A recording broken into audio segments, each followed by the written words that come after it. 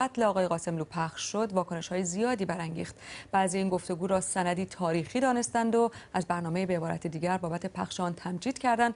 بعضی دیگر زمان پخش مصاحبه را نامناسب دانستند و BBC را متهم به تفرقه افکنی قومی در ایران کردند. تا دقایق دیگر گفتگوی خواهم داشت با عنایت فانی، مصاحبه کننده این گفتگو و سردبیر برنامه به عبارت دیگر، و سوالات شما را با او مطرح می‌کنم.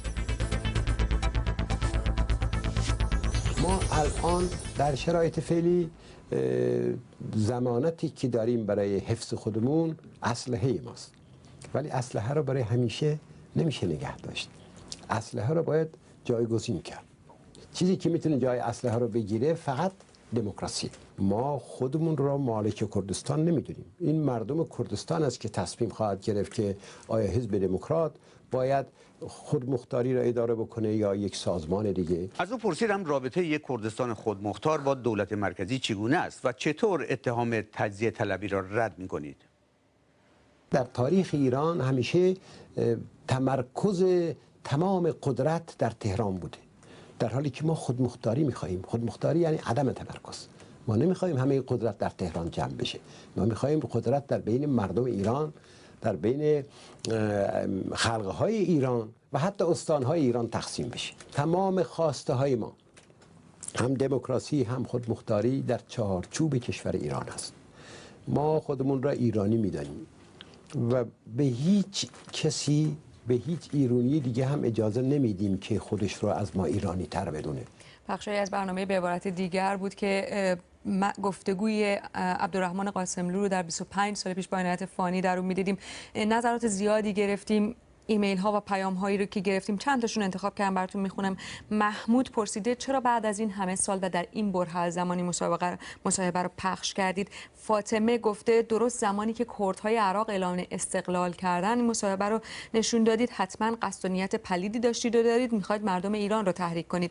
لیلا گفته شما که ادعای بی‌طرفی میکنید چرا با مخالفان قاسملو و حزبش مصاحبه نکردید. چیا پرسیده این برنامه برای کدوم شبکه تلویزیونی بریتانیایی تهیه شده بود. و مهری گفته سپاس که این گفتگوی تاریخی رو منتشر کردید، سند تاریخی جالبی بود.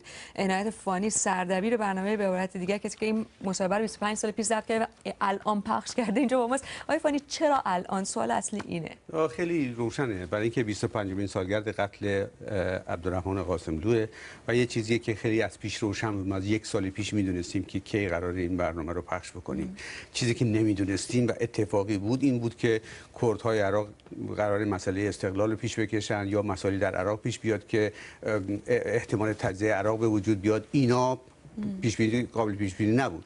خب ولی اون یکی روشن بود. خب 25مین سالگرد قتلش بود، قتل به صورت خیلی نامشخص، مرموز کماکان و یک شخصیت بسیار معتبر ملی و نه فقط برای کردستان بلکه برای همه ایران و همینطور در سطح جهانی هم همه میشناختنش. خب منتقدان میتونن بگن شما وقتی که دیدید شرایط اینطوری شد میتونستید این مصاحبه رو باز هم پخش نکنید. 25 سال پخش نکردید. اون مسئله که خیلی عجیبه، برای اینکه ما وقتی که آگهی این برنامه رو گذاشتیم روی سایت که گفتیم میخوایم همچین برنامه‌ای پخش بکنیم و توی اون آگهی هم آقای قاسملو خیلی صریح و روشن راجع به اینکه ما در چارچوب کشور ایران حق خودمختاری میخوایم همینا رو مطرح کرده بود و خیلی کوتاه بود. یعنی حدود 30 ثانیه آگهی ما بود. ما یک عالمه از این ایمیل ها گرفتیم و از این پیغام ها و کامنت هایی که توی صفحه فیسبوک اون گذاشتن که شما وطن فروشید و فلان. چی شما که ندیدین برنامه رو هنوز. در نتیجه یک عده هستن که اینها اصولا مخالف هر نوع پخش یا اظهار نظر یا بحث در مورد مسائل قومیه، در حالی که خیلی از زمامداران ایران خودشون متوجه قضیه هستن. همین الان آقای روحانی یک شخصی رو به عنوان دستیار ویژه قوم‌ها و خلق‌های ایران تعیین کرده که داره گفتگو میکنه. حرفایی که آقای یونسی مرون زده تقریبا تا حدود زیادی هموناست که بخشی از مردم کردستان یا جاهای دیگه ایران خواستارشه. بله.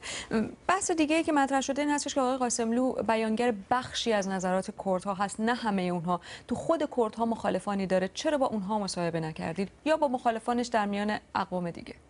ببین، اولا این مصاحبه ای بود که آقای قاسملو نیست که ما اصلا بریم دوباره سراغش و نظرش رو بخوایم سر این گونه مسائلی که مخالفات اینو میگن. حالا تو چی میگی؟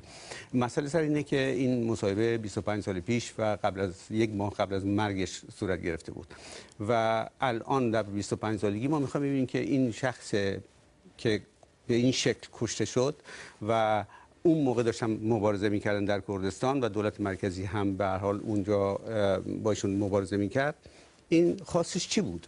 چی میگفت؟ نظرات راجع به مسائل جهانی چی بود؟ راجع به مسائل کردستان چی بود؟ و اصولا از همه مهمتر خواستشون برای چی داشتن می‌جنگیدن با دولت مرکزی؟ خب طبیعی بود که ما این مسئله رو پخش بکنیم. مخالفان اون زمان آقای قاسملو ممکنه الان مخالفان الانش نباشن، کما اینکه خیلیاشون هم نیستن. اون موقع مثلا مخالف اصلیشون در کردستان حزب کومله بود که با هم اینا درگیر شده بودن. الان دیگه اختلاف نظر سر مسائل خواسته های که آقای قاسملو تو برنامه مطرح می‌کنه تا حدود زیادی دیگه ندارن با هم دیگه. ما الان سراغ کی بریم راجع به مثلا مخالفان قاسملو صحبت کنیم؟ یکی بحث دیگه این هستش که این یک گفتگوی تاریخی بی‌نظیر هست. 25 سال پیش انجام شده. اول بگید که برای چه شبکه‌ای انجام شد، چون خیلی پرسیدن این رو، و بعد اینکه اون موقع که با آقای قاسملو مصاحبه کردید هیچ حس این رو داشت که ممکن هست کشته بشه یک ماه دیگه‌اش؟ خب طبیعتا نه، به دلیل اینکه رفت و در اون مذاکره‌ای که قرار بود با مثلا با دولت مرکزی باشه شرکت کرد و در همونجا هم کشته شد. این حسو طبیعتا نداشت و البته نشون میداد که آقای قاسملو در عین حال که اون موقع مبارزه مسلحانه در جریان بود در کردستان، ولی می‌خواست که از طریق مذاکره مسائل کردستان را حل بکنه و توافق کرده بود که بشینن با هم دیگه مذاکره بکنن. این مصاحبه البته برای مسائل کردستان نبود، برای یک فیلمی بود راجع به مسائل ایران که ما داشتیم برای کانال 4 تلویزیون بریتانیا اون موقع درست می‌کردیم. بله، متشکرم. عنایت فانی، سردبیر و مجری